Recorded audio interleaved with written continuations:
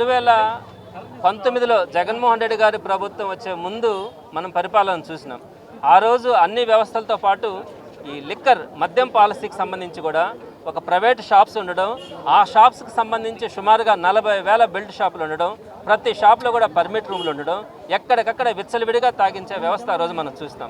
దానికి భిన్నంగా జగన్మోహన్ రెడ్డి గారు వచ్చిన తర్వాత 2019లో కొన్ని వ్యవస్థల్ని గవర్నమెంట్లోకి తీసుకోవాలనుకున్నారు. ప్రధానంగా విద్య, వైద్యం గవర్నమెంట్ సెక్టర్లో చక్కగా ఉండాలని, అలానే అందరికీ కూడా ట్రాన్స్పోర్టేషన్ బాగుండాలని ఆర్టీసీని కూడా ఆయన గవర్నమెంట్లోకి తీసుకోవడం. వీటన్నింటితో పాటు ఈ లిక్కర్ షాప్స్లో చాలా ఇబ్బందులు వస్తూ ఉంటాయి, పేద ప్రజలకు సంబంధించినటువంటి ఆరోగ్యం పాడవుతా ఉందన్న ఆలోచనతో ఆయన లిక్కర్ షాప్స్ అన్నింటినీ కూడా గవర్నమెంట్లోకి తీసుకోవడం కూడా జరిగింది. గవర్నమెంట్లోకి తీసుకున్న తర్వాత అక్కడ మనకు జరిగినటువంటి మంచి ఏంటంటే, రాత్రి సుమారుగా 10 గంటలకు క్లోజ్ చేయాలంటే 9:55 కల్లా షాప్స్ అన్నీ క్లోజ్ చేసి, నైట్ టైం ఎక్కడా కూడా మనకి లిక్కర్ అవైలబిలిటీలో కూడా ఉండేది కదా. ఆ రోజు ఎక్కడా కూడా పర్మిట్ రూమ్లు ఉండేటివి కాదు, ఎక్కడా కూడా బెల్ట్ షాపులు ఉండేటివి కాదు. అట్లాంటి ఒక మంచి వ్యవస్థను తీసుకొని వచ్చి ఏవైతే గవర్నమెంట్ డిస్టిలరీస్ ఉన్నాయో వాటి నుంచి మాత్రమే లిక్కర్ రావడం, కానీ దానికి సంబంధించి ప్రతి బాటిల్ని కూడా స్కాన్ చేసి ప్రతి ఒక్కరికి కూడా అమ్మినటువంటి పరిస్థితి మనం ఆ రోజు చూసినాం. దానికి భిన్నంగా జగన్మోహన్ రెడ్డి గారి ప్రభుత్వం కూటమి ప్రభుత్వం రాగానే అన్నింటినీ కూడా ప్రైవేట్ పరం చేయడం, దానికి ఒక ట్యాగ్ పెట్టి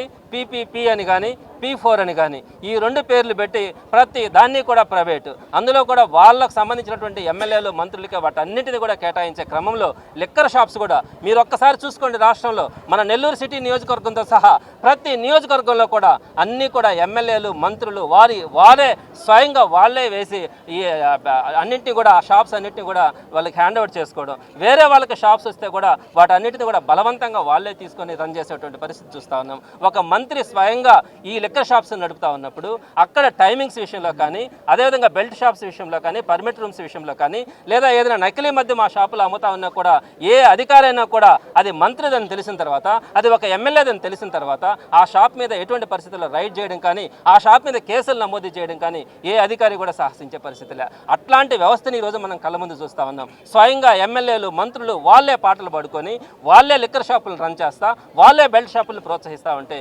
ఈరోజు ప్రజలు ఎవరికి చెప్పుకోవాలా అన్నది అర్థం కావడం లేదు.